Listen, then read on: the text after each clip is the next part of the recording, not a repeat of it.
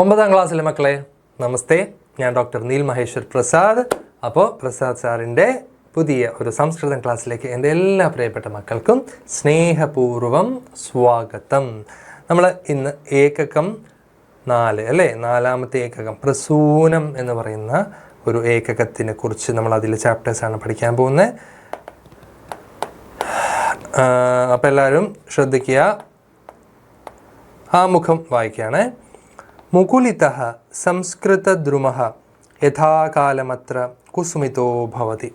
മുകുളമിട്ട മൊട്ടിട്ട സംസ്കൃത ദ്രുമം അല്ലേ, ഒരു സംസ്കൃതമാകുന്ന ഈ ഒരു വള്ളി അല്ലെങ്കിൽ ഈ ഒരു മരം അല്ലെങ്കിൽ ഈ ഒരു വൃക്ഷം, സംസ്കൃതമാകുന്ന ഈ ഒരു പൂമരം അത് മൊട്ടിട്ട് കഴിഞ്ഞാൽ സമയമാകുമ്പോൾ അതെന്ത് ചെയ്യും? കുസുമിതമാവും, അത് പൂക്കും, പൂവിടരും അല്ലേ.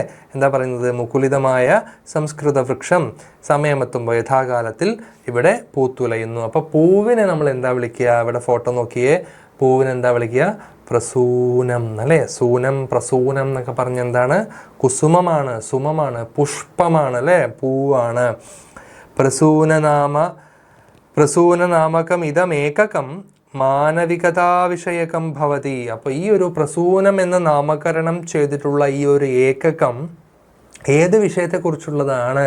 മാനവികത. മാനവികത എന്ന് പറയുമ്പോൾ എന്താണ്? ഹ്യൂമാനിറ്റി അല്ലേ, മനുഷ്യത്വ വിഷയത്തെക്കുറിച്ചുള്ളതാണ്. സാഹിത്യാസ്വാദനേന വൈകാരിക ബുദ്ധേഹേ വികാസോ ജായത്തെ. സാഹിത്യം നമ്മൾ ആസ്വദിക്കുന്നതിലൂടെ നമ്മുടെ വൈകാരിക ബുദ്ധിയും വർദ്ധിക്കുന്നു അല്ലേ. നമ്മുടെ മനുഷ്യത്വവും നമ്മുടെ വികാര വിചാരങ്ങളും ഒക്കെ സംസ്കരിക്കാൻ സംസ്കൃതവും സാഹിത്യവും നമ്മളെ സഹായിക്കുന്നു. വൈകാരിക തലസ്യ പ്രതിസ്പന്ദഃ ഏവ മാനവികതായാഃ ആധാരഃ. എന്താ പറയുന്നത്? പ്രസൂനം എന്ന ഈ ഏകകം മാനവികതയെ വിഷയമാക്കുന്നതാണ്. സാഹിത്യത്തിൻ്റെ ആസ്വാദനത്തിലൂടെ മനുഷ്യൻ്റെ വികാര ബുദ്ധിയുടെ വികസനം ഉണ്ടാവുന്നു. നിങ്ങളുടെ എല്ലാവരുടെയും വികാര ബുദ്ധി അല്ലേ, ഒരാളോട് കാണുമ്പോൾ അയാളോട് സ്നേഹം തോന്നണോ, കരുണ തോന്നണോ, സിമ്പതി എമ്പതി തോന്നണോ, വാത്സല്യം തോന്നണോ എന്നൊക്കെയുള്ള വികാരങ്ങളൊക്കെ നമ്മുടെ ശരീരത്തിൽ, നമ്മുടെ മനസ്സിൽ, നമ്മുടെ ബുദ്ധിയിൽ ഉണ്ടാവുന്നത് നമ്മൾ സാഹിത്യം പഠിക്കുന്നതിലൂടെയാണ്, ആസ്വദിക്കുന്നതിലൂടെയാണ് അല്ലേ. അതുകൊണ്ട് നമുക്ക് സങ്കടം വരുമ്പോൾ ഒരു സങ്കട പാട്ട് കേൾക്കുമ്പോൾ കരയാൻ തോന്നുന്നു, ഒരു അടിച്ചുപൊളി പാട്ട് കേൾക്കുമ്പോൾ സന്തോഷം തോന്നുന്നു. അപ്പോൾ ഈ ഒരു വികാരബോധത്തിൻ്റെ സ്പന്ദനങ്ങളാണ് മനുഷ്യ സ്നേഹത്തിൻ്റെ അടിസ്ഥാനം. പിന്നെന്താ പറയുന്നത്? പ്രസൂനനാമകേ അസ്മിന്നേകകേ ദ്വൗ പാഠൗ സ്തഃ. ഇതിൽ 2 പാഠങ്ങളാണ് ഈ ഒരു യൂണിറ്റിൽ ഉള്ളത്. പിതരൗ സംരക്ഷണീയൗ ഇത്യാശയ പ്രതിപാദിക കാരുണ്യം നാമിക പട്ടകഥ തഥാ മഹാകവേഃ കാളിദാസസ്യ അഭിജ്ഞാനശാകുന്തലം രഘുവംശം മേഘദൂതം ഇത്യേതാഭ്യഃ കൃതിഭ്യഃ സമാകലിതഃ മാനവികതാ പ്രതിപാദകഃ ഏകൈകഃ ശ്ലോകശ്ച അന്തർഭാവിതഃ. സകലേഷു ജീവജാലേഷു ഏകാത്മകതാം പശ്യതി ഉത്തമഃ മാനവ ഇതി തത്വം അവലോകയാമഃ. സകലേഷു ജീവജാലേഷു, എല്ലാ ജീവജാലങ്ങളിലും ഏകാത്മകതാം പശ്യതി, ഒരേ ആത്മാവിനെ കാണുക. അതാണ് നല്ലൊരു മനുഷ്യൻ. എല്ലാത്തിലും ആ പരമമായ ഈശ്വരനാണ് കുടികൊള്ളുന്നത്. നീയും ഞാനും ദൈവം, റാം റാം, നീയും രാമൻ ഞാനും രാമൻ. തത്വമസി, തത് ത്വമസി, അത് നീയാകുന്നു, അത് ആ പരമാത്മാവ് നീയാകുന്നു. അഹം ബ്രഹ്മാസ്മി, ആ ബ്രഹ്മം തന്നെയാണ് ഞാൻ. ശിവോഹം, ഓം നമ ശിവായ. എല്ലാം മംഗളകരമാണ്, എല്ലാം ശിവമാണ് അല്ലേ. അപ്പോൾ എല്ലാത്തിലും ആ പരമമായ ചൈതന്യവും എല്ലാം തുല്യമായി കാണുന്നവനാണ് നല്ല മനുഷ്യൻ. അവന് മനുഷ്യത്വം ഉണ്ടാവുന്നു. അപ്പോൾ അച്ഛനമ്മമാരെ എങ്ങനെ സംരക്ഷിക്കണം എന്ന് നമ്മളെ പഠിപ്പിക്കുന്ന കാരുണ്യം എന്ന് പറയുന്ന ഒരു പട്ടകഥ, ഒരു സ്ക്രിപ്റ്റ്, ഒരു തിരക്കഥ നമുക്ക് പഠിക്കാനുണ്ട്. പിന്നെ മഹാകവി കാളിദാസൻ, കവികുല ഗുരുവാണ് കാളിദാസൻ അല്ലേ. കവികുല ഗുരുവായ കാളിദാസൻ്റെ അഭിജ്ഞാന ശാകുന്തളം, രഘുവംശം, മേഘദൂതം മുതലായ കൃതികളിൽ നിന്നെടുത്തിട്ടുള്ള ഓരോ ശ്ലോകങ്ങളും നമുക്ക് പഠിക്കാനുണ്ട്. നല്ലൊരു യൂണിറ്റാണല്ലേ. പ്രസൂനം എന്ന ഈ ഏകകത്തിൽ എന്തൊക്കെയുണ്ട്? 2 പാഠങ്ങളുണ്ട്. മാതാപിതാക്കളെ സംരക്ഷിക്കണം എന്ന ആശയം പ്രകടിപ്പിക്കുന്ന കാരുണ്യം എന്ന ഒരു നാടക പാഠമുണ്ട്, അതൊരു പട്ടകഥയാണ്. മഹാകവി കാളിദാസൻ്റെ അഭിജ്ഞാന ശാകുന്തളം, രഘുവംശം, മേഘദൂതം എന്നീ കൃതികളിൽ നിന്ന് സമാഹരിച്ച മനുഷ്യ സ്നേഹത്തെ പ്രതിപാദിക്കുന്ന ഓരോ ശ്ലോകങ്ങളും ഇതിൽ ഉൾപ്പെടുത്തിയിരിക്കുന്നു. സകല ജീവജാലങ്ങളിലും ഏകത്വം, ഒരുമ, എല്ലാം ഒന്നാണ്, എല്ലാവരും ഈക്വലായി കാണുന്നവനാണ് ഉത്തമനായ മനുഷ്യൻ എന്ന തത്വമാണ് നാം ഇവിടെ അവലോകനം ചെയ്യുന്നത്. അപ്പം കാരുണ്യം എന്ന പാഠം, പാഠപ്രവേശം നോക്കുക. 9ാമത്തെ പാഠമാണ്. കലാരൂപാണാം അധികൃത്യ ഈശത് ജ്ഞാനം ആർജിതവന്തഃ കില. കലാരൂപങ്ങളെക്കുറിച്ച് നിങ്ങൾ കുറച്ചെങ്കിലും കാര്യങ്ങളൊക്കെ മനസ്സിലാക്കി വെച്ചിട്ടുണ്ടാവുമല്ലോ, കുറച്ചെങ്കിലും നിങ്ങൾ അറിവ് നേടിയിട്ടുണ്ടാവുമല്ലോ. കലാസു അഭിനയസ്യ പ്രാധാന്യം വർത്തത്തെ. കലയിൽ നിങ്ങൾക്കറിയാം ഒരു പ്രധാനപ്പെട്ട കലയാണ് അഭിനയ കല അല്ലേ, ആക്ടിങ്. അപ്പോൾ ആക്ടിങ്ങിനെ കുറിച്ചൊക്കെ നിങ്ങൾക്കറിയാം അല്ലേ. എന്തൊക്കെ വേണം ഒരു സിനിമ എടുക്കാൻ, ഒരു ഷോർട്ട് ഫിലിം എടുക്കാൻ എന്തൊക്കെ വേണം? നിങ്ങളെല്ലാവരും ഷോർട്ട് ഫിലിമും ആൽബംസും ഒക്കെ കാണാറുണ്ടല്ലേ. അസ്മാഭിഹി പരിചിതം അഭിനയകലാരൂപം ഭവതി ചലച്ചിത്രം ഖലു. നിങ്ങൾക്ക് എല്ലാവർക്കും പരിചയമുള്ള ഒരു അഭിനയിക്കുന്ന ഒരു ആർട്ട് ഫോമാണ്, ഒരു ആക്ടിങ് ആർട്ട് ഫോമാണ് എന്ത്? ചലച്ചിത്രം, സിനിമ. ചലച്ചിത്രസ്യ നിർമ്മാണേ അത്യന്താപേക്ഷിതം ഘടകം കിമസ്തി. അപ്പോൾ ഒരു സിനിമ എടുക്കാൻ എന്താ വേണ്ടത് മക്കളെ? ഒരു സിനിമ എടുക്കാൻ ഏറ്റവും ഇമ്പോർട്ടൻ്റ് ആയിട്ട് നമുക്ക് എന്താ വേണ്ടത്? പൈസ വേണം അല്ലേ. പൈസ കൊണ്ട് സിനിമ ഉണ്ടാവുമോ? ഇല്ല. പിന്നെന്ത് വേണം? പറഞ്ഞേ, പട്ടകഥ ഗലു. എന്താ വേണ്ടത്? പട്ടകഥ എന്ന് പറഞ്ഞാൽ എന്താണ്? തിരക്കഥ. അപ്പോൾ തിരക്കഥ വേണോ? തിരക്കഥ അല്ലേ. തിരക്കഥ വേണോ? തിരക്കഥ. അപ്പോൾ സ്ക്രിപ്റ്റ് എന്ന് നമ്മൾ പറയുന്ന പട്ടകഥയാണ് ഒരു എന്താണ് സിനിമ എടുക്കാൻ വേണ്ടി ആദ്യം മെയിനായിട്ട് വേണ്ടത്. അപ്പം കീദൃശ്യം പട്ടകഥേതി പശ്യാമ. അപ്പം നമ്മൾ എന്ത് ചെയ്യണം? കലകളിൽ അഭിനയത്തിനാണ് പ്രധാന സ്ഥാനം. നമുക്ക് പരിചിതമായ അഭിനയ കലാരൂപം സിനിമ തന്നെയാണല്ലോ. സിനിമാ നിർമ്മാണത്തിൽ ഏറ്റവും ആവശ്യമായ ഘടകം ഏതാണ്? അതായത് തിരക്കഥയാണ്. അപ്പോൾ അത് എന്തുപോലുള്ള തിരക്കഥ, എങ്ങനത്തെ തിരക്കഥയാണ് നമുക്ക് നോക്കാം. അപ്പോൾ നമ്മളൊരു തിരക്കഥയാണ് പഠിക്കാൻ പോകുന്നത് അല്ലേ. ഏത് സിനിമയുടെ തിരക്കഥയാണ്? Short ഫിലിമാണോ full ഫിലിമാണോ? നോക്കിയേ. ആധുനിക സംസ്കൃത സാഹിത്യ വിഭാഗേഷു പ്രചുര പ്രചാരമാപ്ത സാഹിത്യ വിഭാഗ ഭവതി പട്ടകഥാ സാഹിത്യം. അപ്പോൾ പുതിയ സംസ്കൃത സാഹിത്യത്തിൽ, അപ്പോൾ ആധുനിക സംസ്കൃത സാഹിത്യ ശാഖകളിൽ വളരെ വ്യാപകമായിട്ട് സ്പ്രെഡായിട്ട് ഫേമസ് ആയിട്ടുള്ള, പ്രചാരം നേടിയിട്ടുള്ള ഒരു വിഭാഗമാണ് തിരക്കഥാ സാഹിത്യം. ഓക്കെ, തിരക്കഥാ സാഹിത്യം വളരെ ഇമ്പോർട്ടൻ്റ് ആണ്. ഒരു സിനിമ, ഒരു ഷോർട്ട് അല്ലെ, ഒരു ദൃശ്യം, നിങ്ങൾ എക്സാമിന് എഴുതുമ്പോൾ തിരക്കഥയൊക്കെ എഴുതാറുണ്ടല്ലേ. അപ്പം സീനിയറായിട്ട് സീൻ 1 സ്കൂൾ, കുട്ടികൾ വരുന്നു, സമയം 9 മണി, കുട്ടികളുടെ യൂണിഫോം ഇന്ന കളറാണ്. അപ്പോൾ ഒരു കുട്ടി പറയുന്നു, എടാ ഇന്നലെ അച്ഛൻ, അപ്പോൾ കുട്ടിയുടെ പേര് രാഹുൽ, ഹൈഫൻ ഇട്ടിട്ട് അവൻ്റെ പറയുന്ന ഡയലോഗ് എഴുതുക. ഇങ്ങനെ ആ സ്ക്രിപ്റ്റ് വായിച്ച, ആ തിരക്കഥ വായിച്ചാൽ നമുക്ക് ആ സിനിമ കണ്ട ഒരു ഫീൽ ഉണ്ടാവണം. ഈ തിരക്കഥ ഇല്ലെങ്കിൽ സിനിമ ഷൂട്ട് ചെയ്യാൻ പറ്റൂല. അപ്പോൾ ഓരോ സീനിൻ്റെയും സീൻ ബൈ സീനായിട്ട് മുറിച്ച് ഓരോ മുക്കും മൂലയും ക്ലിയർ ആയിട്ട് അതിൻ്റെ അകത്ത് സമയവും സന്ദർഭവും ഡ്രസ്സും കൊത്തും കോമയും വരെ ഡീറ്റെയിൽ ആയിട്ട് അതിനെക്കുറിച്ചൊരു നമ്മളൊരു വിവരണം പോയിന്റ്, അതിൻ്റെ ഒരു സ്ട്രക്ചർ ഉണ്ട്, സ്ക്രിപ്റ്റിനൊരു സ്ട്രക്ചർ ഉണ്ട് അല്ലേ. ഒരു സൈഡിൽ മറ്റേ സൈഡിൽ ഹെഡിങ് ഒക്കെ ഉണ്ടാവും. അത് ഏത് ക്യാമറയിൽ ഏത് ആംഗിളിൽ ഷൂട്ട് ചെയ്യണം, ക്ലോസപ്പ് ആണോ, മിഡാണോ, വൈഡാണോ, ഏത് ലെൻസ്, അങ്ങനത്തെ കാര്യങ്ങളൊക്കെ ചിലപ്പോൾ അതിൻ്റെ അകത്ത് ഉണ്ടാവും അല്ലേ. അപ്പോൾ അങ്ങനെ ഒരു ഡീറ്റെയിൽഡ് എക്സ്പ്ലനേഷൻ കൊടുക്കുന്ന സാഹിത്യമാണ് തിരക്കഥാ സാഹിത്യം. ഏതൊരു പരിപാടിയുടെയും അല്ലെങ്കിൽ സിനിമാ ഭാഗത്തിൻ്റെയും ഒരുക്കത്തിൽ തിരക്കഥയ്ക്ക് പ്രധാന സ്ഥാനമുണ്ട് അല്ലേ. അപ്പോൾ യസ്യ കസ്യാപി കാര്യക്രമസ്യ, നമ്മളൊരു പ്രോഗ്രാം ചെയ്യുകയാണെങ്കിൽ പോലും സ്ക്രിപ്റ്റ് വേണം. ഒരു ഷോ ചെയ്യുകയാണെങ്കിൽ ഷോയ്ക്ക് ഒരു ഡയറക്ടർ വേണം അല്ലേ. സിനിമയ്ക്ക് മാത്രമൊന്നുമല്ല. ഇപ്പോൾ ഒരു അവാർഡ് നൈറ്റ് നടത്തുകയാണ് അല്ലേ, നമ്മളൊരു കേരളത്തിലൊരു അവാർഡ് നൈറ്റും ഒരു ഗാനമേളയൊക്കെ നടത്തുമ്പോൾ ചിലപ്പോൾ ആ ഷോയ്ക്ക് ഒരു സ്ക്രിപ്റ്റ് ഉണ്ടാവും. എന്തൊക്കെ ഒരു ആങ്കറിങ് ചെയ്യുമ്പോൾ, ഇപ്പോൾ ഇത്ര ഉദ്ഘാടനം ചെയ്യുന്ന ആൾ ഇത്ര മണിക്ക് വരും, അപ്പോൾ അതിനെക്കുറിച്ചൊരു സ്ക്രിപ്റ്റ് ഉണ്ടാവും. അപ്പോൾ സ്ക്രിപ്റ്റ്, തിരക്കഥ, പട്ടകഥ എന്ന് പറയുന്നത് വളരെ ഇമ്പോർട്ടൻ്റ് ആണല്ലേ. അത് ചലച്ചിത്രാംശസ്യ വാ സജ്ജീകരണേ പട്ടകഥായാ പ്രാധാന്യമസ്തി. അപ്പോൾ ഈ ഒരു അധ്യായത്തിൽ സിനിമാ നിർമ്മാണത്തിനായി എഴുതുന്ന തിരക്കഥയെക്കുറിച്ചുള്ള ഒരു പരിചയമാണ് നമ്മൾ നോക്കുന്നത്. അധ്യായേസ്മിൻ ചലച്ചിത്രസ്യ നിർമ്മാണായ ലിഖിതായാ പട്ടകഥായാ പരിചയ പ്രതീയത. ഈ ഒരു ചാപ്റ്ററിൽ നമ്മൾ സിനിമയ്ക്ക് വേണ്ടിയിട്ട് നമ്മൾ തിരക്കഥ എഴുതാറുണ്ട്. അപ്പോൾ തിരക്കഥയെക്കുറിച്ചുള്ള ഒരു ഇമ്പോർട്ടൻസ് മനസ്സിലാക്കാൻ വേണ്ടിയിട്ട് ഒരു തിരക്കഥയാണ് നമ്മൾ പഠിക്കാൻ പോകുന്നത്. എന്ത് തിരക്കഥയാണ് പഠിക്കാൻ പോകുന്നത്? ജനനി ഇതി സംസ്കൃത ഹ്രസ്വചിത്രസ്യ കതിപയ ഭാഗാനാം പട്ടകഥായവ പാഠഭാഗത്വേന സ്വീകൃതാഃ.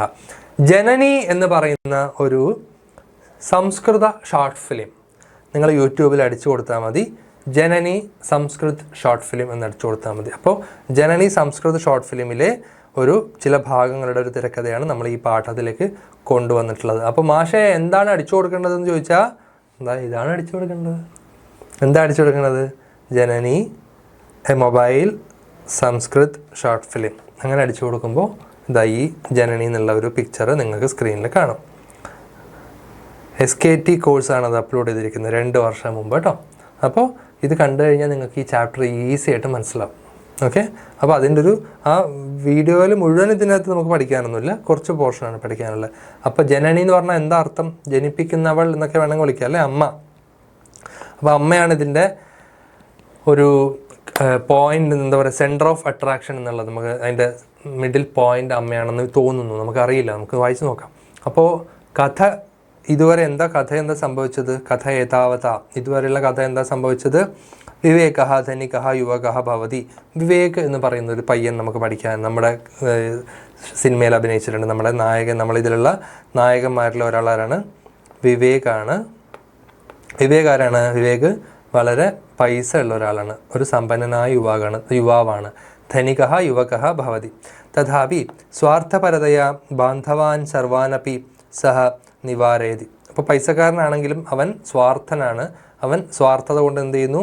എല്ലാ ബന്ധുക്കളെയും അവൻ അകറ്റി നിർത്തുന്നു. എല്ലാ ബന്ധുക്കളെയും അവൻ അവിടുന്ന് അകറ്റി ആട്ടിപ്പായിച്ച്, ആരും എൻ്റെ കൂടെ വേണ്ട, എനിക്കൊരു ബന്ധുക്കളെയും വേണ്ട, ഞാൻ ഒറ്റയ്ക്ക് ജീവിക്കും, ഐ ആം സെൽഫിഷ് എന്ന് പറഞ്ഞു. പിന്നെന്ത് ചെയ്തു അവൻ? എന്തിനധികം പറയുന്നു അല്ലേ? കിമധികം സ്വമാതരമപി. സ്വന്തം അമ്മയെപ്പോലെ അവൻ എന്ത് ചെയ്തു? ചവിട്ടി പുറത്താക്കി. സ്വന്തം അമ്മയെപ്പോലെ അവൻ വീട്ടിൽ നിന്ന് പുറത്താക്കി. എവിടെ കൊണ്ടാ? വൃദ്ധസദനത്തിലാക്കിയിട്ടുണ്ടാവും. നോക്കാം നമുക്ക്.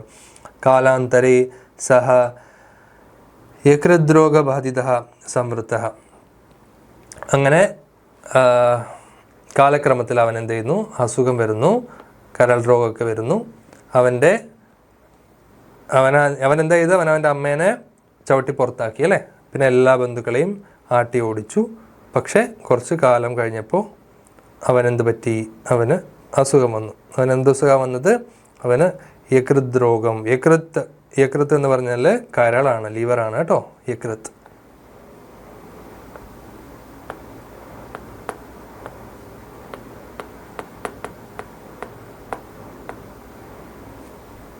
ലിവറാണ് യകൃത്ത്.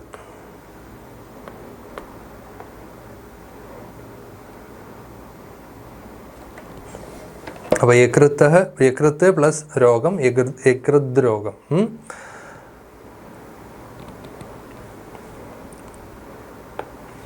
കരൾ രോഗം വന്നു.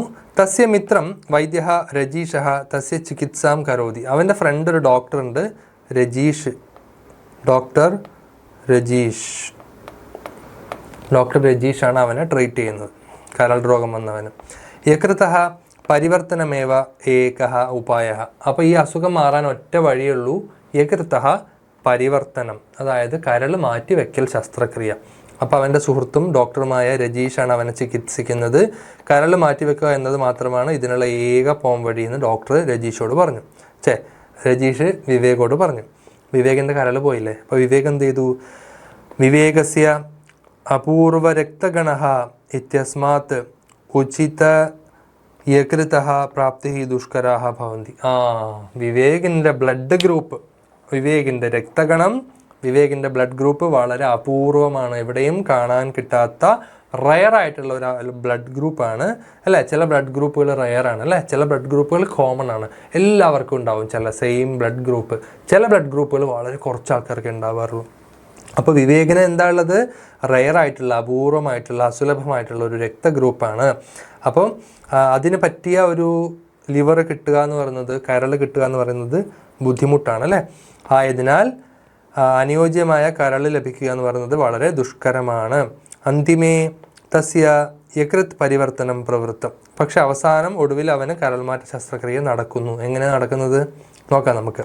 തദാനിം സഹ കസ്യ കാരുണ്യേന സ്വസ്മൈ പുനർജന്മ പ്രാപ്തമിതി ജിജ്ഞാസാം പ്രകടയതി.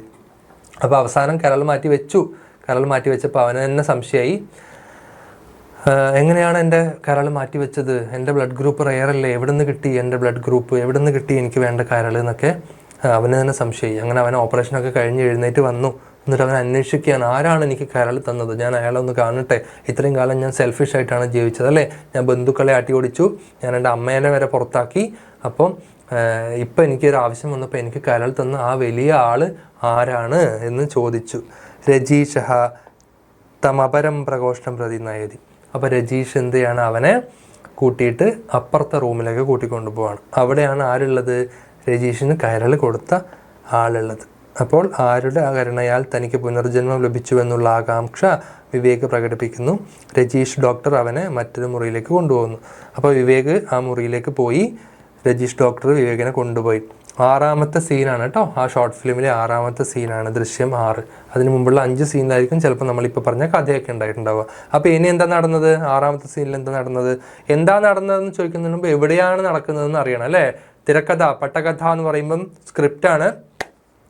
സ്ക്രിപ്റ്റിലെ ഒരു കാര്യം എവിടെ നടന്നു എന്നുള്ളത് ആദ്യം പറയണം. എവിടെ നടക്കുന്നത്, സാമാന്യ സ്ഥാനം അന്തഃ ബഹിഹി, ഒരു കോമൺ ആയിട്ടുള്ള ഒരു പ്ലേസിലാണ് നടക്കുന്നത്. അത് അകത്തോ പുറത്തോ എന്നുള്ളത് നമ്മൾ പറയണം. വിശേഷ സ്ഥാനം ചികിത്സാലയസ്യ അപരഹ പ്രകോഷ്ഠ. അപ്പോൾ സാമാന്യ സ്ഥാനം മനസ്സിലായി. അപ്പോൾ വിശിഷ്ട സ്ഥാനം ഏതാണ്, വിശേഷ സ്ഥാനം.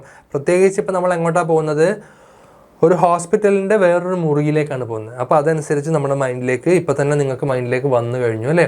ഒരു ഹോസ്പിറ്റലുണ്ട്, 2 മുറികൾ 3-4 മുറികൾ ഒരു സൈഡിൽ കാണുന്നുണ്ട്. അപ്പുറത്ത് കുറേ രോഗികളുടെ കുറേ റൂമുകളൊക്കെ ഉണ്ട്, ഡോക്ടർമാരുടെ റൂമുകളുണ്ട്.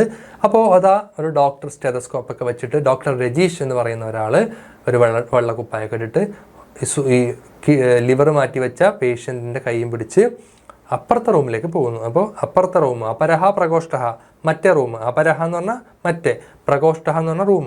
അപ്പുറത്തെ റൂമിലേക്ക് കൂട്ടിക്കൊണ്ടുപോയി. സമയം പിന്നെ ഇത് രാവിലെയാണോ രാത്രിയാണോ അല്ലേ, കറണ്ട് ഉണ്ടോ കറണ്ട് ഇല്ലേ ഒക്കെ പറയണം. മഴയുണ്ടോ വെയിലാണോ, നട്ടുച്ച, മധ്യാഹ്നമാണ്, ഉച്ചയ്ക്കാണ് സംഭവം.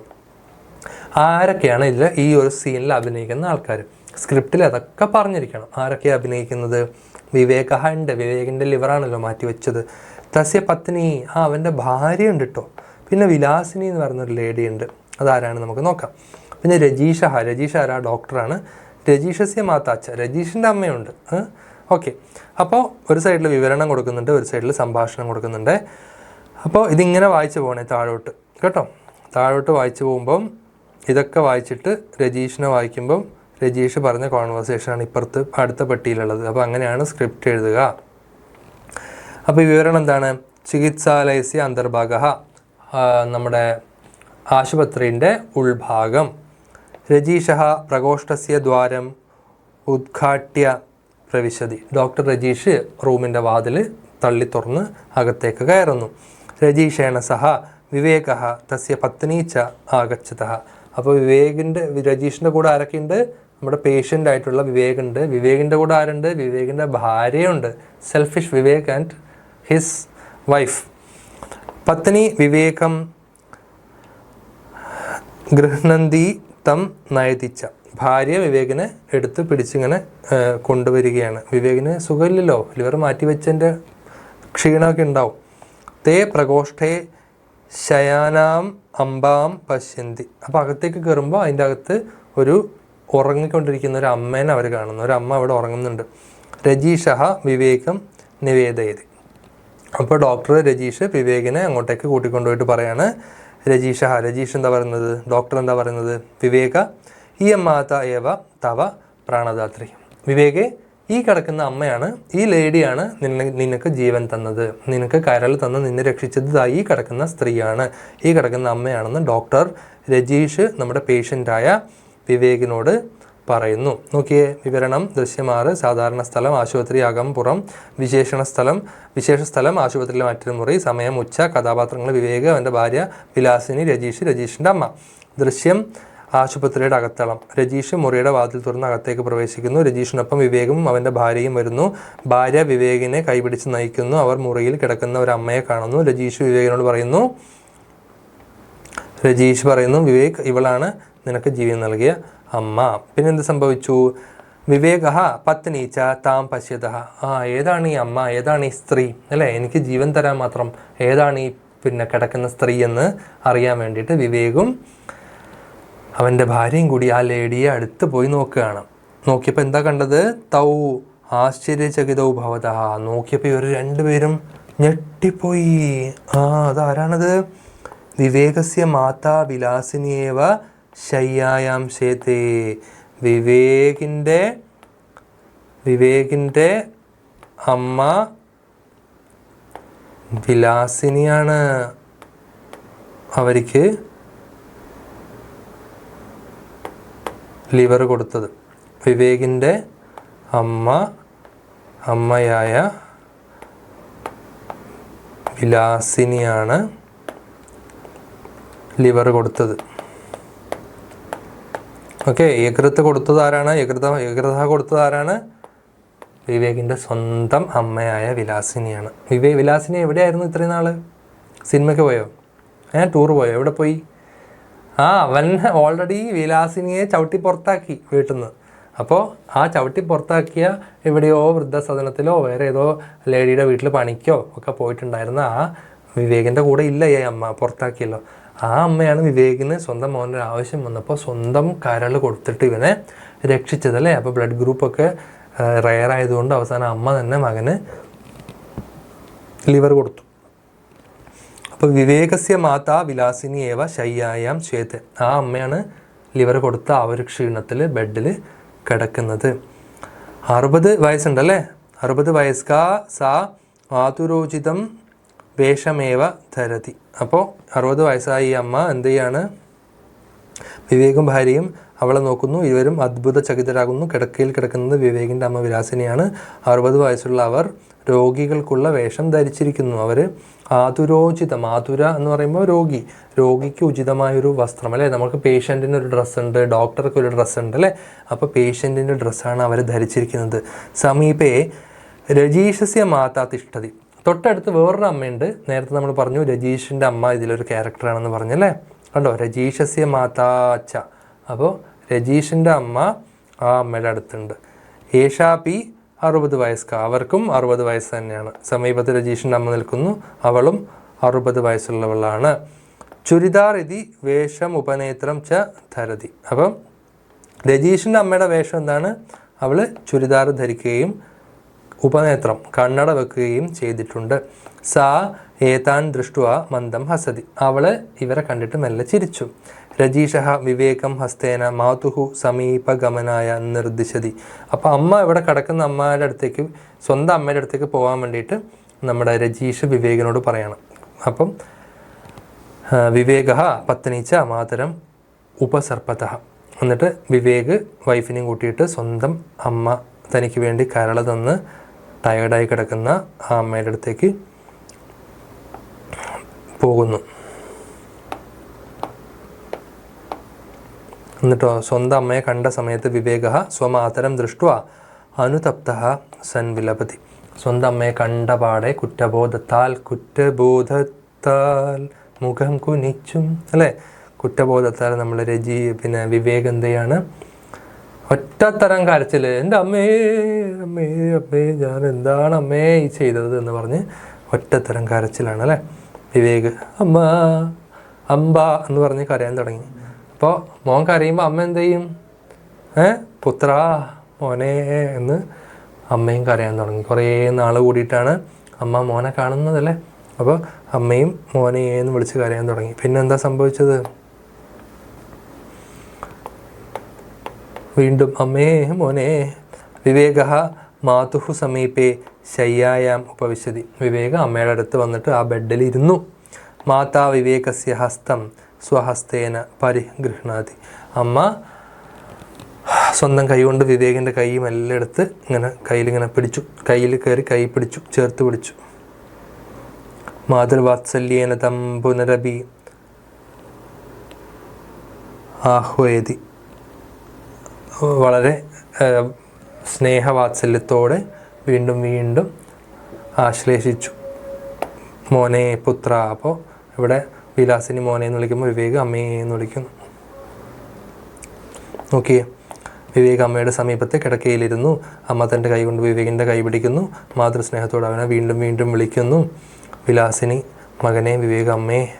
അപ്പോൾ രജീഷിൻ്റെ അമ്മ വിവേകിനെക്കുറിച്ച് ചില കാര്യങ്ങൾ ഓർമ്മിപ്പിക്കുന്നു. അപ്പോൾ രജീഷിൻ്റെ അമ്മ ഇതിനിടയ്ക്ക് എന്താ പറയുന്നത്? തദാനീം രജീഷസ്യ മാത വിവേകം കിഞ്ചിത് സ്മാരയതി. വിവേകിനോട് രജീഷിൻ്റെ അമ്മ, ഡോക്ടർ രജീഷിൻ്റെ അമ്മ വിവേകിനോട് എന്തോ കാര്യങ്ങൾ പറയാണ്. രജീഷസ്യ മാത, രജീഷിൻ്റെ അമ്മ എന്താ പറയുന്നത്? വിവേക മോനെ വിവേകേ, എന്നോട് എനിക്ക് 2 വർത്താനം പറയാനുണ്ട്. എന്താ പറയാനുള്ളത്? ത്വയാ വൃദ്ധഭവനെ പരിത്യക്ത ഇയം മാതാ തവ രോഗാവസ്ഥാം വിജ്ഞായ കിയൻ മാത്രം ദുഃഖമനുഭൂത ജാനാസി കിം. മോനെ വിവേകെ, നീ വൃദ്ധസദനത്തിൽ കൊണ്ട ചെന്നാക്കിയ ഈ അമ്മ, നീ ഓൾഡ് ഏജ് ഹോമിലേക്ക് പറഞ്ഞയച്ച ഈ നിൻ്റെ സ്വന്തം അമ്മയുണ്ടല്ലോ, നീ വരെ വീട്ടിൽ നിന്ന് പുറത്താക്കിയില്ലേ, വൃദ്ധസദനത്തിലേക്ക് പറഞ്ഞയച്ചില്ലേ, അഭയമന്ദിരം അഗതി മന്ദിരത്തിലേക്ക് പറഞ്ഞയച്ചില്ലേ അല്ലേ? അപ്പോൾ നീ ആശ്രമത്തിൽ ഉപേക്ഷിച്ച ഈ വയസ്സായ ഈ അമ്മ നിനക്ക് സുഖമില്ല എന്നറിഞ്ഞപ്പോൾ എത്രമാത്രം ദുഃഖിച്ചു, എത്രമാത്രം വിഷമിച്ചു എന്ന് നിനക്കറിയോ? നിങ്ങൾക്കറിയോ? അതാ ഫോട്ടോ കണ്ടോ? ഓക്കെ, രജീഷുണ്ട്, വിവേകുണ്ട്, വിവേകിൻ്റെ അമ്മയും രജീഷിൻ്റെ അമ്മയും വിവേകിൻ്റെ ഭാര്യയൊക്കെ ഉണ്ട്, ഗ്ലൂക്കോസ് കുപ്പിയൊക്കെ ഉണ്ട്. തത് പ്രശ്നം ശ്രുത്വാ പശ്ചാത്താപവിവശഃ വിവേകഃ ഹൃദയവേദനയാ ആത്മനാ കൃതമപരാധം അശ്രുപാതേന നികീർണയിതും യതതേ. അപ്പം അത് കേട്ടപാട് നമ്മുടെ വിവേകിന് അവൻ ചെയ്ത കുറ്റം മനസ്സിലായി. അവൻ പശ്ചാത്താപം കൊണ്ട് വളരെയധികം ഹൃദയവേദന അനുഭവിച്ചു. അങ്ങനെ അവൻ ചെയ്ത ആ ഒരു അപരാധത്തിന് അവിടെ ഇരുന്ന് കിടന്ന് കരയാൻ തുടങ്ങി. രജീഷിൻ്റെ അമ്മ, മകനെ വിവേക്, നീ വൃദ്ധസദനത്തിൽ ഉപേക്ഷിച്ച ഈ അമ്മ നിന്റെ രോഗാവസ്ഥ അറിഞ്ഞപ്പോൾ എത്രമാത്രം ദുഃഖം അനുഭവിച്ചു എന്ന് നിനക്കറിയാമോ? ഇത് കേട്ടപ്പോൾ വിവേക് പശ്ചാത്താപത്തിൽ വിറയുന്നു. ഹൃദയവേദനയോടെ സ്വന്തം ആത്മാവിനോട് ചെയ്ത കുറ്റം കണ്ണീരോടെ ഉള്ളിൽ കുറുക്കി ഒതുക്കാൻ ശ്രമിക്കുന്നു. വിവേക് അമ്മ അവനെ ആശ്വസിപ്പിക്കുന്നു. സ്നേഹത്തോടും മാതൃവാത്സല്യത്തോടും കൂടി അവനെ ആശ്വസിപ്പിച്ച് സമാധാനപ്പെടുത്തുന്നു. വിവേക് അംബ മാതൃവാത്സല്യം അനുഭോക്തും അയോഗ്യഃ ഖല്ലുഹം മാതാ തം ആശ്വസയതി തം സ്നേഹേന വാത്സല്യേന അനുനയതി. അപ്പോൾ അവൻ കരയുമ്പം അമ്മ സമാധാനിപ്പിക്കുന്നുണ്ട്. വിലാസിനി മോനെ എന്ന് വിളിച്ചു. മാതാപുത്രയോഹോ അഭിജ്ഞാനനിർഭരം ദൃശ്യം ദൃഷ്ട്വാ സന്തുഷ്ടഃ രജീഷഃ മന്ദം ഹസതി. അപ്പോൾ അമ്മയും മകനും വീണ്ടും ഒന്നാവുന്ന ആ ഒരു നല്ല മനോഹരമായ രംഗം കണ്ടിട്ട് രജീഷ് ചെറുതായിട്ട് മന്ദഹസിക്കുകയാണല്ലേ. സഹ സ്വമാതുഹു സമീപം ചലതി. അവൻ അവൻ്റെ അമ്മയുടെ അടുത്തേക്ക് പോയി. വിവേകസ്യ പത്നി വിലാസിന്യാഹ സമീപം ഗച്ഛതി സർവേ സാനന്ദം തിഷ്ഠന്തി. വിവേകിൻ്റെ ഭാര്യയും വിലാസിനിയുടെ അടുത്തേക്ക് പോവുകയാണ്. അങ്ങനെ എല്ലാവരും ഹാപ്പി ആയിട്ട് ഇങ്ങനെ നിൽക്കുമ്പോൾ സമാപിക്കുന്നു. അവിടെ കഴിയുന്നു നമ്മുടെ ഷോർട്ട് ഫിലിം. ജനനി എന്ന് പറയുന്ന ഷോർട്ട് ഫിലിം അവിടെ കഴിയുന്നു. എല്ലാവരും കൈയടിക്കൂ. ഓക്കെ, അപ്പോൾ അത് കഴിഞ്ഞു. മാതൃവാത്സല്യം അനുഭവിക്കാൻ അയോഗ്യനാണ് ഞാൻ. എനിക്ക് അമ്മയുടെ സ്നേഹമൊന്നും അനുഭവിക്കാനുള്ള യോഗ്യത പോലുമില്ല. ഞാൻ എന്തൊരു ദുഷ്ടനാണ് അല്ലേ. ഞാനും അമ്മയും മകനും തമ്മിലുള്ള, ഞാൻ അമ്മയെ പിടിച്ച് പുറത്താക്കിയാണ്. അപ്പോൾ അമ്മയും മകനും തമ്മിലുള്ള ആ ഒരു തിരിച്ചറിവും ആ ഒരു സ്നേഹത്തിൻ്റെയൊക്കെ രംഗം കണ്ട് സന്തുഷ്ടനായ നമ്മുടെ രജീഷ് മന്ദമായി പുഞ്ചിരിക്കുന്നു. ഡോക്ടർ നല്ല സ്മൈൽ, നന്നായിട്ട് ചിരിച്ചു. അവൻ തൻ്റെ അമ്മയുടെ അടുത്തേക്ക് പോകുന്നു. വിവേകിൻ്റെ ഭാര്യ വിലാസിനിയുടെ അടുത്തേക്ക് പോകുന്നു. എല്ലാവരും സന്തോഷത്തോടെ അവിടെ നിൽക്കുന്നു. എല്ലാവരും ചിരിക്കുന്നു അല്ലേ. ഒരു ക്ലൈമാക്സ് വരുമ്പോൾ എല്ലാവരും ഹക്ക എന്ന് പറഞ്ഞിട്ട് ഇങ്ങനെ ചിരിക്കും. അത് കഴിഞ്ഞു. അപ്പോൾ ജനനി കഴിഞ്ഞു കേട്ടോ. കാരുണ്യം എന്നുള്ള ചാപ്റ്റർ അല്ലേ. ചാപ്റ്ററിൻ്റെ പേരെന്താണ്? ജനനിയാണോ? അല്ല, ജനനി ഷോർട്ട് ഫിലിമിൻ്റെ പേരാണ്. ചാപ്റ്ററിൻ്റെ പേരെന്താ? കാരുണ്യം. യൂണിറ്റിൻ്റെ പേരെന്താ? പ്രസൂനം. എന്നിട്ട് പദച്ഛേദത്തിലേക്ക് പോകാം. പദേ പദേ ശ്രീ. പദച്ഛേദം നോക്കിയേ. ഇത്യസ്മാത്. ഇതി പ്ലസ് അസ്മാത്താണ് ഇത്യസ്മാത്. സ്വമാതരമപി. സ്വമാതരം പ്ലസ് അപി ആണ് സ്വമാതരമപി. പുനരപി. പുനഃ പ്ലസ് അപി. പുനരപി ജനനം പുനരപി മരണം പുനരപി ജനനീ ജഠരേ ശയനം അല്ലേ. ജനനിയും പുനരപിയും ഒക്കെ വന്ന് ഭജഗോവിന്ദം എന്ന് പറയുന്ന കൃതിയാണ്. ശങ്കരാചാര്യർ എഴുതിയതാണ് കേട്ടോ. ഭജഗോവിന്ദം ഭജഗോവിന്ദം ഗോവിന്ദം ഭജ മൂഢമത്തെ. അതിലുള്ളൊരു വരിയാണ് പുനരപി ജനനം പുനരപി മരണം അല്ലേ. പുനരപി എന്ന് പറഞ്ഞാൽ എന്താണ്? വീണ്ടും. പുനഃ അപി അഗെയിൻ. അപ്പോൾ പുനരപി ജനനം അഗെയിൻ, റീബർത്ത്, വീണ്ടും നമ്മൾ ജനിക്കും. പുനരപി മരണം, വീണ്ടും നമ്മൾ മരിക്കും. പുനരപി ജനനീ ജഠരേ ശയനം, വീണ്ടും നമ്മൾ ജനനിയുടെ ജഠരത്തിൽ, അമ്മയുടെ ഗർഭപാത്രത്തിൽ കിടക്കും. ഖൽവഹം ഖലു അഹം. വിഗ്രഹ ആശ്ചര്യചകിതൗ. ആശ്ചര്യേണ ചകിതഃ തൗ. മാതൃവാത്സല്യേന. മാതുഃ വാത്സല്യം തേന. സ്വഹസ്തേന. സ്വസ്യ ഹസ്തഃ തേന. മാതാപുത്രയോഃ. മാതാ ച പുത്രഃ ച മാതാപുത്രൗ തയോ. അയോഗ്യഃ നയോഗ്യഃ. ആശ്ചര്യചകിതം എന്ന് പറഞ്ഞാൽ ആശ്ചര്യത്തോടെ അത്ഭുതപ്പെട്ട 2 പേര്. മാതൃവാത്സല്യൻ എന്ന് പറയുമ്പോൾ അമ്മയുടെ സ്നേഹത്താൽ, സ്വഹസ്തേന എന്ന് പറയുമ്പോൾ സ്വന്തം കൈകൊണ്ട്, മാതാപുത്രയോഹോ എന്ന് പറയുമ്പോൾ അമ്മയും മകനും അവരുടെ, അയോഗ്യ യോഗ്യനല്ലാത്തവൻ. അത് കഴിഞ്ഞു അല്ലേ. പിന്നെ പഠന പ്രവർത്തനങ്ങളാണുള്ളത്. സാമ്പ്രതികകാലേ മാനവികതാച്യുതി സംഭവതി വേദി ചർച്ചാം കരോതു. ചർച്ച ചെയ്യാനാണ് പറയുന്നത്. മാനവികത, മനുഷ്യത്വം ഇന്നത്തെ കാലത്ത് ഇല്ലാണ്ടായി പോവുകയാണല്ലേ. സഹജീവി സ്നേഹ ഇത്യസ്മിൻ വിഷയെ സംഘർഷ പ്രഭാഷണമേകം അവതാരയതു. സഹജീവികളെ സ്നേഹിക്കണമെന്ന വിഷയത്തിൽ നിങ്ങൾ ഒരു പ്രഭാഷണം ചെയ്യുക. സംസ്കൃത ഹ്രസ്വചിത്രാണി ചലച്ചിത്രാണി ച വിലോക്യ പട്ടകഥായാ വിശേഷതാകേതി സംവാദം ചാലയതു. സംസ്കൃത ഷോർട്ട് ഫിലിമുകളും വലിയ ഫിലിമുകളൊക്കെ ഉണ്ടല്ലേ, ഒരുപാട് സംസ്കൃത ഫിലിംസൊക്കെ ഉണ്ട്. ശങ്കരാചാര്യ എന്നൊക്കെ പറഞ്ഞിട്ട് സംസ്കൃത ഫിലിമുണ്ട്, ഫുൾ സംസ്കൃതത്തിലാണ്, നല്ല രസമാണ്. അതിൻ്റെയൊക്കെ പട്ടകഥ, തിരക്കഥ, സ്ക്രിപ്റ്റിൻ്റെ ഇമ്പോർട്ടൻസിനെ കുറിച്ച് നമ്മൾ ചർച്ച ചെയ്യാം. അനുകമ്പ, പരസ്പരാശ്രയത്വം, വാത്സല്യം ഇത്യാദി വിഷയേഷു പട്ടകഥാം വിരച്ച് അവതാരയതു. അപ്പോൾ സ്നേഹവാത്സല്യങ്ങളെക്കുറിച്ചും അനുകമ്പയെക്കുറിച്ചും ഒക്കെ നമ്മൾ സ്ക്രിപ്റ്റ് എഴുതി അവതരിപ്പിക്കാനാണ് പറയുന്നത്. ഉദാഹരണ അനുസാരം വാക്യം പരിവർത്തയതു. ഉദാഹരണം നോക്കിയിട്ട് എന്ത് ചെയ്യുക, വാക്യങ്ങൾ മാറ്റി എഴുതുക. ഷാജി പുസ്തകശാലാം ഗച്ഛതി സഹ പുസ്തകം പഠിഷ്യതി. ഷാജി പുസ്തകശാലയിലേക്ക് പോകുന്നു, പുസ്തകം. അപ്പോൾ നോക്ക്, ഷാജി പുസ്തകം പഠിതും പുസ്തകശാലാം ഗച്ഛതി. പുസ്തകം വായിക്കാൻ വേണ്ടി പുസ്തകശാലയിലേക്ക് പോകുന്നു. അനാമിക ക്രീഡാങ്കണം ഗച്ഛതി സ ക്രീഡിഷ്യതി. അനാമിക എന്തായിരിക്കും, പഠിതും എന്ന് വന്ന പോലെ എന്തായിരിക്കും വരിക, പറഞ്ഞേ. അതുപോലെ ഇവിടെ ക്രീഡിഷ്യതി, ഭവിഷ്യതി, നിവാരിഷ്യതി, സമ്പാദിഷ്യതി, പ്രാപ്സ്യതി. നോക്കിയേ, പറഞ്ഞേ. ഷാജി പുസ്തകം പഠിതും പുസ്തകശാലാം ഗച്ഛതി. അനാമിക ക്രീഡിതും ക്രീഡാങ്കണം ഗച്ഛതി. മീനാക്ഷി അധ്യാപിക ഭവിതും, ഭവിഷ്യതിയാണ് ഭവിതും, പരീക്ഷാം ലിഖതി. അതുലഹ മാർഗവിഘ്നം നിവാരയിതും വാഹനം സ്ഥാപയതി. നിവാരയിഷ്യതി, സമ്പാദയിഷ്യതി, സമ്പാദയിതും, പ്രാപ്സ്യതി, പ്രാപ്തും. അപ്പോൾ ജസ്റ്റ് മോഡലാണ് നോക്കുക, സ്വന്തമായി ചെയ്യുക. പിന്നെ അടുത്ത ക്വസ്റ്റ്യൻ എന്താണ്, സംബോധന പദാനി ചിത്വ ടിപ്പണി പുസ്തകം ഇരിക്കട്ടെ. അപ്പോൾ ടിപ്പണി പുസ്തകം, കുറിപ്പ് പുസ്തകം, എല്ലാവർക്കും ഒരു ഹാൻഡ് ബുക്ക്, ഒരു വർക്ക് ബുക്ക് ഉണ്ടായിരിക്കണം. അതിൻ്റെ അകത്ത് സംബോധന പദങ്ങൾ ചേർത്തെഴുതുക. സംബോധന പദങ്ങൾ എന്താണ്, ഒരാൾ വേറൊരാളെ സംബോധന ചെയ്യുക, ഗ്രീറ്റ് ചെയ്യുക, വിളിക്കുക. അപ്പോൾ വിളിക്കാൻ വേണ്ടി ഉപയോഗിക്കുന്ന വാക്കുകളാണ് സംബോധന. അമ്മേ, മകനെ, എടോ, രാജാവേ, അല്ലയോ, ഹേ രാമ, അല്ലേ. അപ്പം അംബാപുത്ര, വിവേക, മാത, മിത്ര, ഭോഹോ, വിവേക, ഹേ അംബെ, അങ്ങനെയുള്ള കാര്യങ്ങളാണ് സംബോധന പദങ്ങൾ. അത് എഴുതാനാണ് പറയുന്നത്. പിന്നെ ഒരു പട്ടികയാണ് കൊടുത്തിട്ടുള്ളത്. അധോദത്താം പട്ടികാം ചലച്ചിത്ര നിദേശകയോഹോ നാമാനി ഉപയോഗിച്ച് പോരേത. ഈ പറയുന്ന ചലച്ചിത്രങ്ങളുടെ പേര് ആദി ശങ്കരാചാര്യ എന്ന് അടിച്ചു കൊടുത്താൽ അതിൻ്റെ വിക്കിപീഡിയ വരും. അതിൻ്റെ ഡയറക്ടറുടെ പേര് GV അയ്യറാണ്. പിന്നെ വീണ്ടും GV അയ്യർ ചെയ്ത വേറെ ഏതൊരു സിനിമയുണ്ട്, അതിൻ്റെ പേര് ഇവിടെ നിങ്ങൾ ഫില്ല് ചെയ്യണം. ഓക്കെ.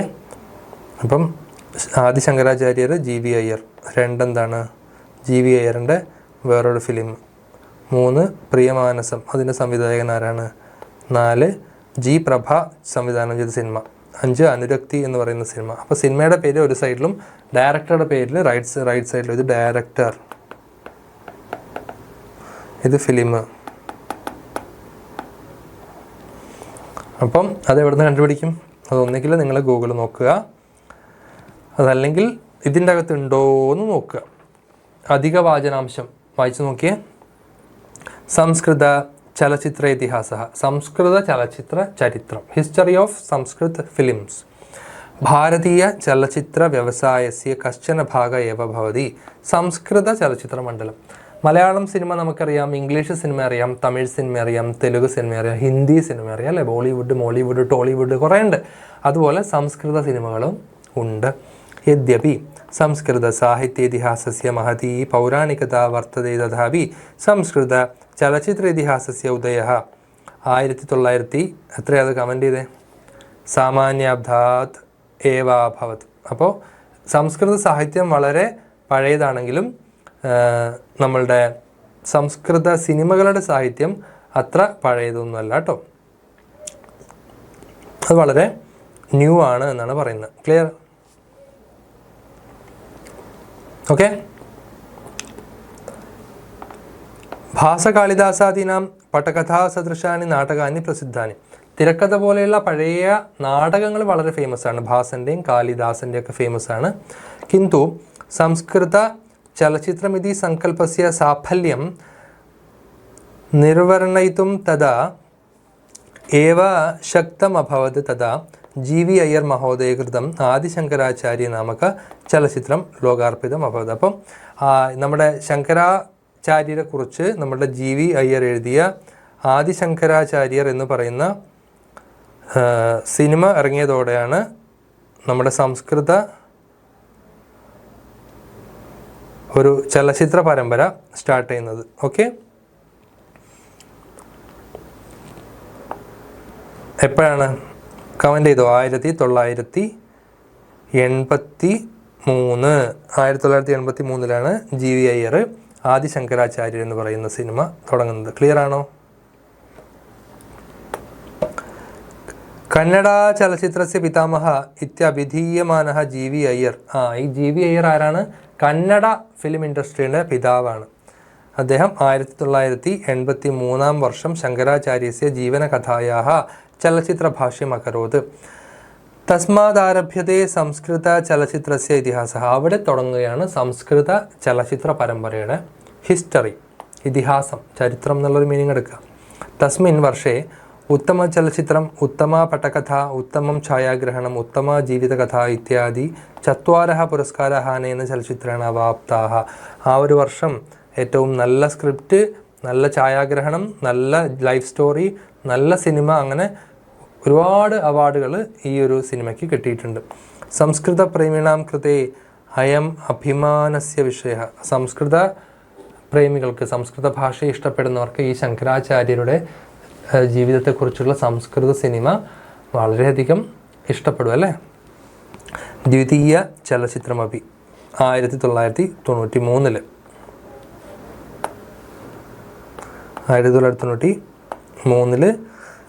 ഈ നമ്മുടെ അയ്യർ സാർ എന്ത് ചെയ്തു? പുതിയൊരു ചലച്ചിത്രം ഡയറക്റ്റ് ചെയ്തു. ഭഗവത്ഗീത ഇത്യാസി തസ്യ നാമ. അതിൻ്റെ പേരാണ് ഭഗവത്ഗീത. അപ്പോൾ രണ്ടാമത്തെ ഇവിടെ എന്താ വരിക? ഭഗവത്ഗീത.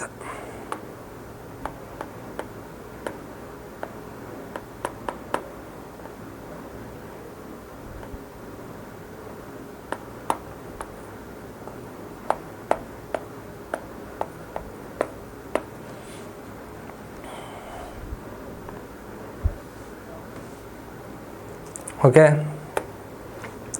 ഇതമപി ഉത്തമ ചലച്ചിത്ര പുരസ്കാരേണ പുരസ്കൃത ഭവത്. ഭഗവത്ഗീത എന്ന് പറയുന്ന ഫിലിമിനും നല്ല ഫിലിം എന്നുള്ളൊരു അവാർഡൊക്കെ കിട്ടി. തതഃ പശ്ചാത് സംസ്കൃത ചലച്ചിത്രരംഗം അസ്തംഗത ഇതി സർവൈ നിശ്ചിതം. പശ്ചാദാഗതൈः സംസ്കൃതജ്ഞൈः ചലച്ചിത്രകാവ്യസ്യ സൃഷ്ടൗ താവതി മതിഃ ന ദത്ത. ആ ഒരു ഇതോടുകൂടി സംസ്കൃത ഫിലിംസ് ഉണ്ടാക്കുക എന്ന് പറയുന്ന ആ ഒരു രീതി കുറച്ച് കുറഞ്ഞു പോയി, അത് അവസാനിച്ചു പോയി. പിന്നെ ആരും അധികം ശ്രദ്ധ അതിനുവേണ്ടി പിന്നെ കൊടുത്തില്ല. 20 വർഷേഭ്യः പശ്ചാത് ഭാരതസ്യ ദക്ഷിണഭാഗാത് കേരളരാജ്യാദേവ സംസ്കൃത ചലച്ചിത്രമണ്ഡലസ്യ നവീനം ജാഗരണം സമൃദ്ധം. പിന്നെ കുറേ വർഷങ്ങൾക്ക് ശേഷം കേരളത്തിൽ നിന്നാണ് ഒരു സംസ്കൃത സിനിമകളൊക്കെ ഇങ്ങനെ ഉണ്ടായി തുടങ്ങിയത്. അപ്പോൾ 2025 അല്ലേ, കഴിഞ്ഞ വർഷം 2015 എന്ത് സംഭവിച്ചു? വിനോദ് മങ്കര നാമകേന നിർദ്ദേശകേന പ്രിയമാനസം തൃതീയം സംസ്കൃത ചലച്ചിത്രം ലോകായ സമർപ്പിതം. സംസ്കൃതത്തിലൊരു വലിയൊരു ഫിലിം, മൂന്നാമത്തെ സംസ്കൃത ഫിലിം 2015 നമ്മുടെ വിനോദ് മങ്കര എന്ന് പറയുന്ന ആൾ ഉണ്ടാക്കി, പ്രിയമാനസം. അപ്പോൾ പ്രിയമാനസത്തിൻ്റെ ഇവിടെ എന്തെഴുതും? ഡയറക്ടറുടെ പേരെന്താണ്? വിനോദ് മങ്കര.